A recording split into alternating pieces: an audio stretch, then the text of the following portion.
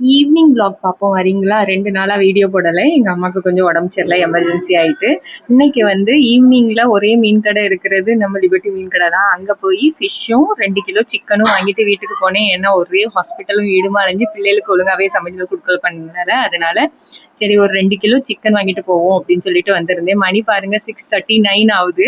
அதுக்கு பிறகு வந்து சிக்கனும் ஃபிஷ்ஷும் வாங்கிட்டு போய் ஃபர்ஸ்ட் சிக்கன் கூட்டு மாதிரி வச்சுட்டு ஃபிஷ்ஷை காலையில் வைக்கலான்னு சொல்லிட்டு ஃபிஷ்ஷை தூக்கி உள்ளே வச்சாச்சு.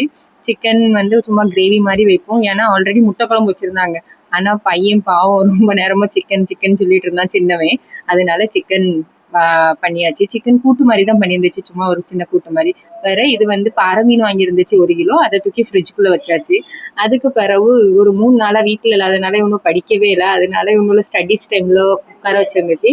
நான் பேசிக்கலி டியூஷனுக்கு அனுப்ப மாட்டேன் என் பிள்ளையில. என்ன ரீசன்னா அவனை போடுற தப்ப என்னால இம்ப்ரூவ் பண்ண முடியாது. டியூஷனுக்கு அனுப்புனா நான் பண்ணணுங்கிறதுக்காகவே நான் தான் படிக்க வைப்பேன். நான் ஒரு சைட்ல ஃபிளாஷ் கார்டு ஷார்ட்டிங் பண்ணிட்டு அவங்களுக்கு பாடம் எடுத்துட்டு இருந்தேன். இப்படிதான் ஒரு ஈவினிங் ரொட்டீன் இருந்துச்சு. படிக்க வைக்கிறது ரொம்ப கஷ்டங்க. பிள்ளைகள் வந்து பேச்ச கேட்காது, சண்டை ரொம்ப வரும். ஆனாலும் நம்ம பிள்ளைகளுக்கு கொஞ்சம் பாடம் சொல்லி கொடுத்தோம்னா அவங்க என்ன படிக்காம எப்படி படிக்காமங்கிறது எனக்கு தெரியுமேங்கிற ஒரே ரீசனுக்காக தான் நான் பாடம் சொல்லி கொடுப்பேன். நைட்டு டின்னர் சாப்பிட்டுட்டு டேயை முடிச்சாச்சு. இப்படிதான் என்னோட டே இருந்துச்சு. உங்க டே எப்படி இருந்துச்சுன்னு சொல்லுங்க. தேங்க்யூ ஸோ மச் ஃபார் வாட்சிங் திஸ்.